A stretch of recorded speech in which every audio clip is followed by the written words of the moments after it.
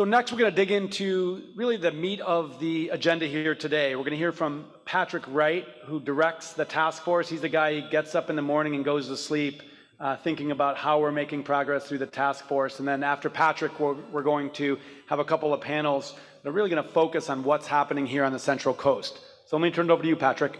All right, thank you, Wade, and thank you everybody for coming. It's great to see such an amazing turnout. We weren't sure, obviously, what the turnout was going to be, but to have sort of an overflow crowd, and for myself, seeing friends and colleagues from Southern California, the North Coast, actually made the trip just to try to meet people and try to develop the kind of partnerships that are so essential for our work.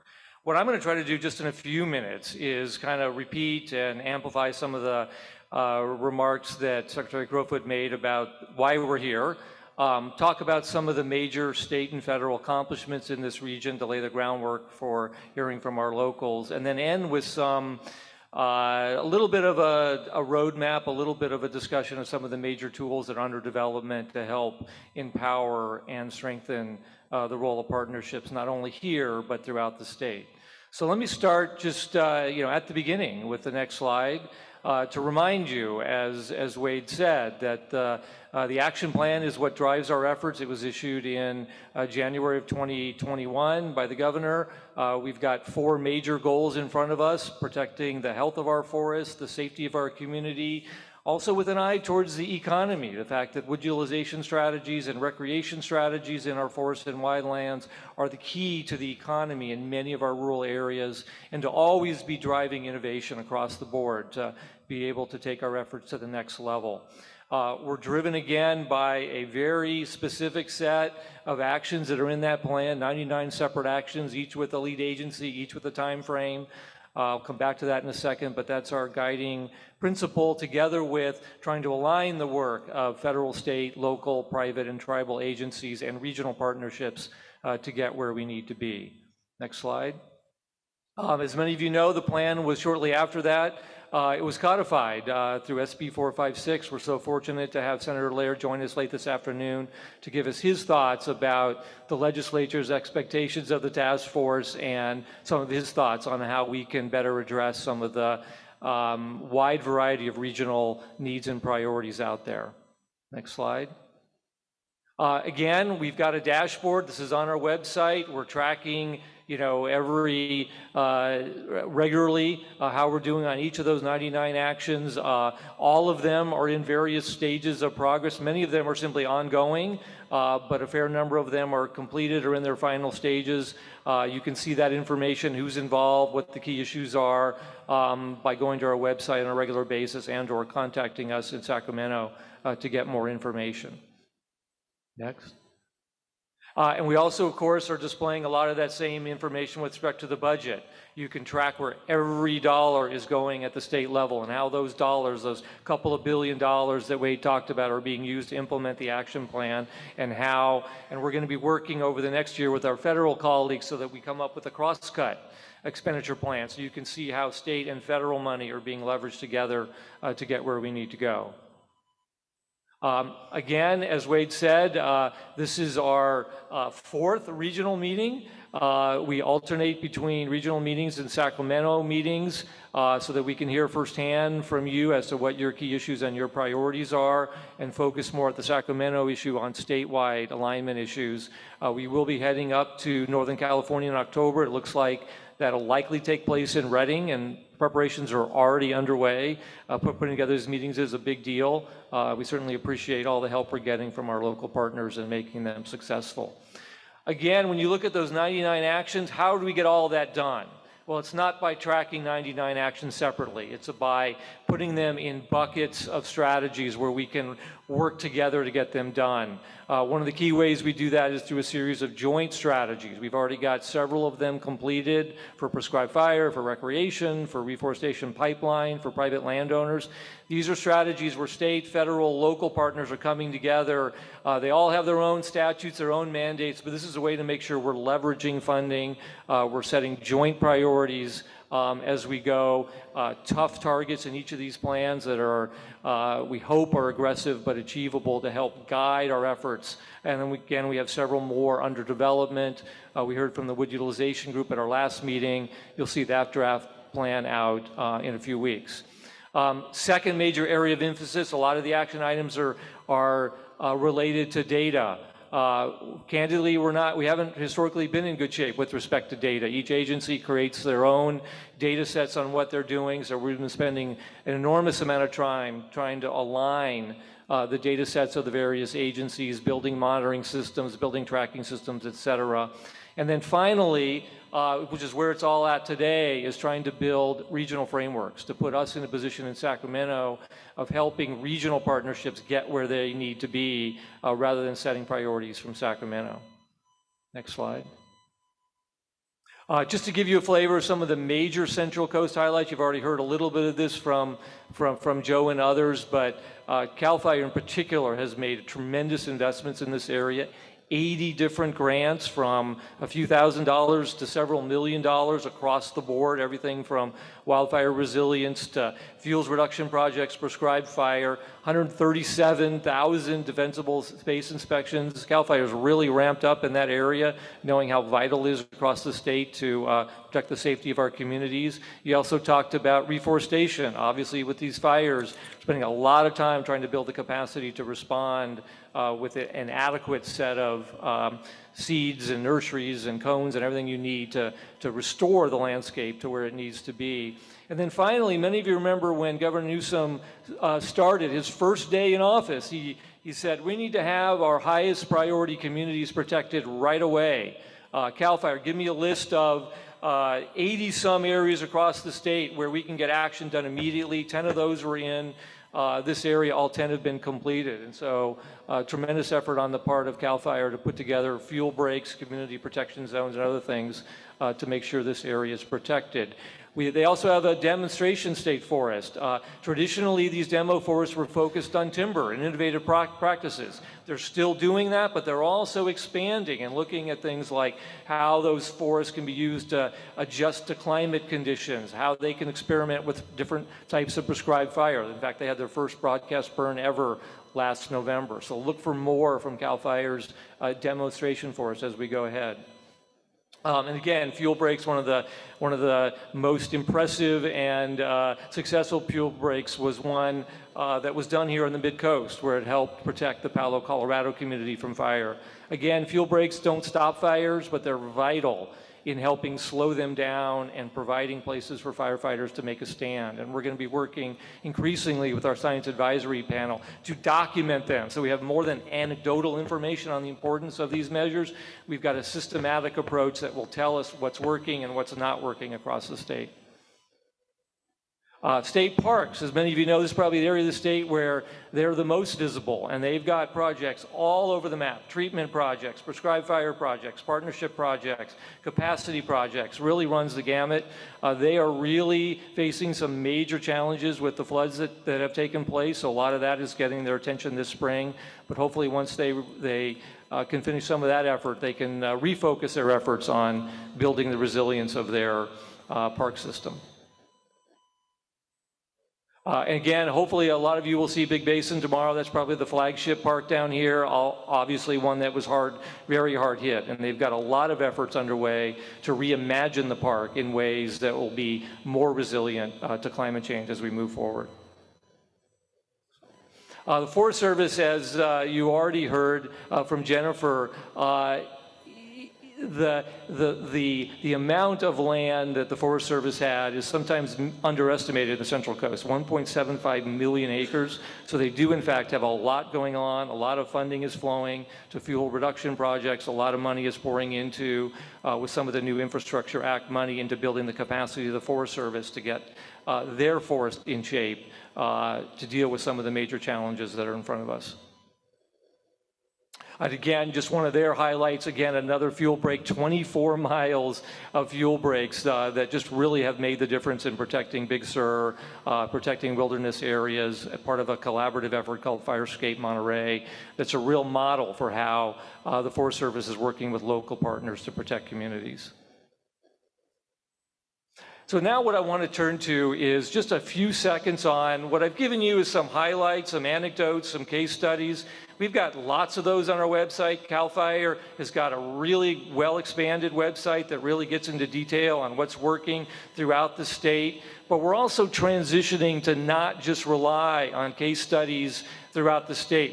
We're building data systems that will give you, at the regional level, even better information on what's happening, where things are working, where we need to do better. And of course, it all starts with priority areas. So one of the things you're going to hear later this morning is our scientific community with our agencies are meeting together to jointly assess each area of our state and what the priority areas are. As an example, in the Central Coast, obviously knowing the areas that are most at risk to high severity fire and where habitat corridors are just two of dozens of indicators that we're putting together to give local agencies the tools they need. Rather than submitting grant applications to find this information, we're preparing toolkits that will bring this information to you in hopes it'll save you tremendous amounts of time and money to assess your landscapes and to begin developing the large landscape plans that we know are necessary to be successful. Of course, it's not just about priority areas. The second question we're asking is, where is work getting done?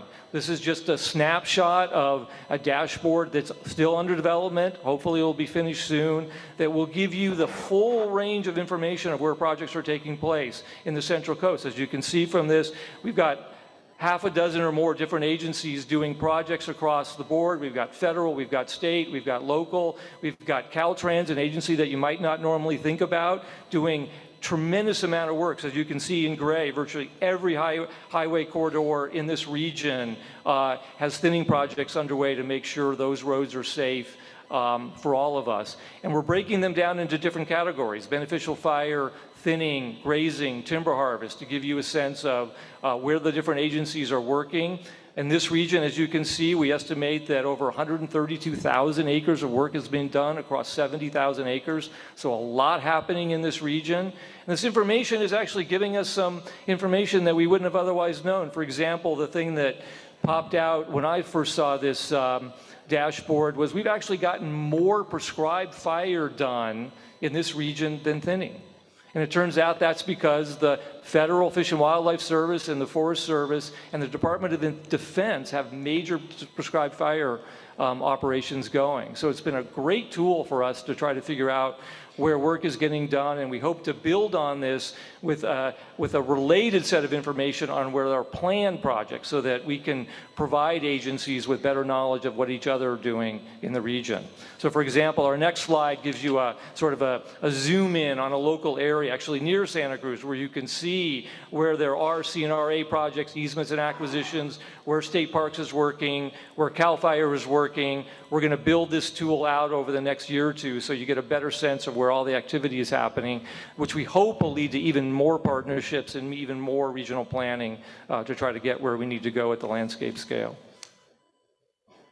And then, of course, we need to track money. We need to know where money is flowing. And so we're also at CNRA building a database to try to get better capture where all the projects are happening. As I said earlier, we hope to work with the Forest Service to come up with a combined set of information so you know where money is flowing in each region of the state.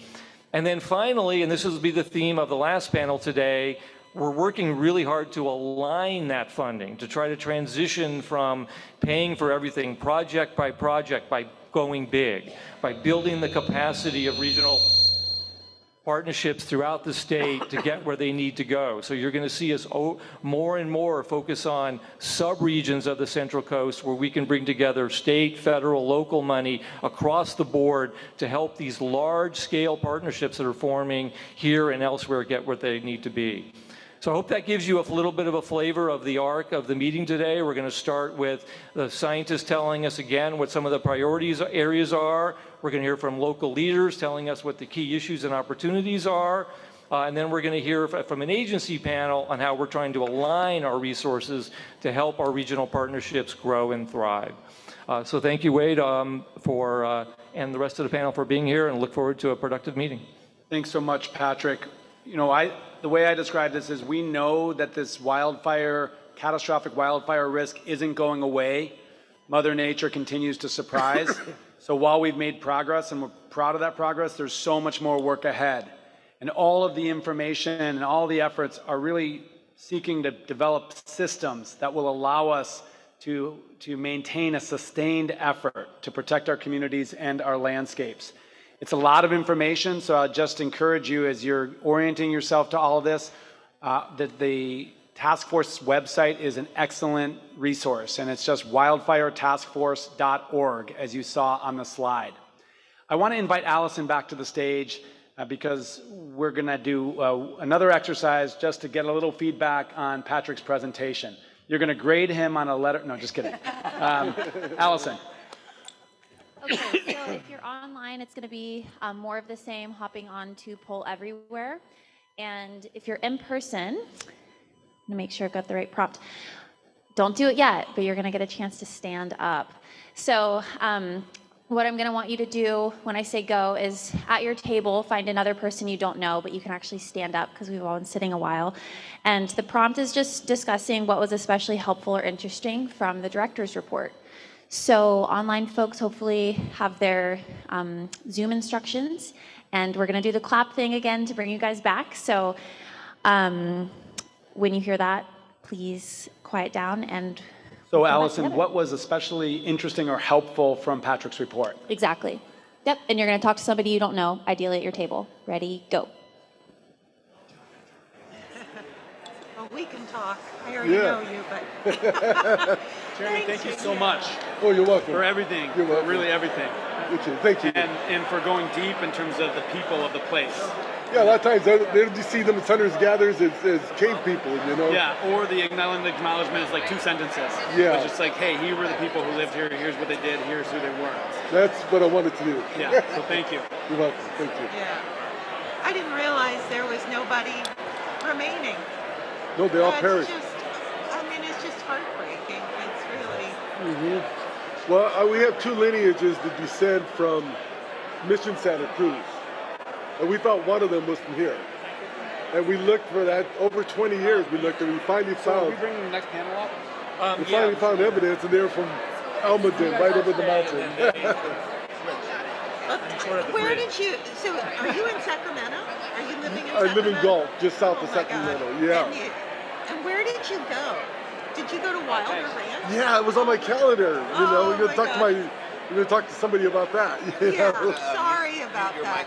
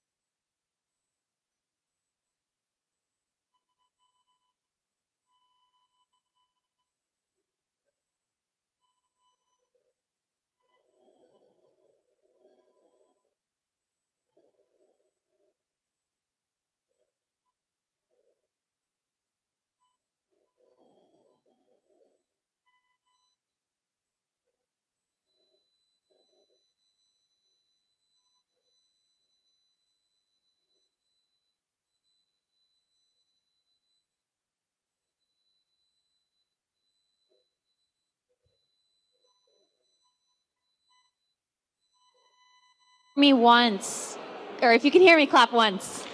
If you can hear me, clap twice. If you can hear my voice, clap 3 times. You guys are giving me a run for my money. If you can hear me, clap your hands 4 times and stop talking. If everybody will take their seats, I'm so sorry to interrupt and cut off this great conversation. Fancy.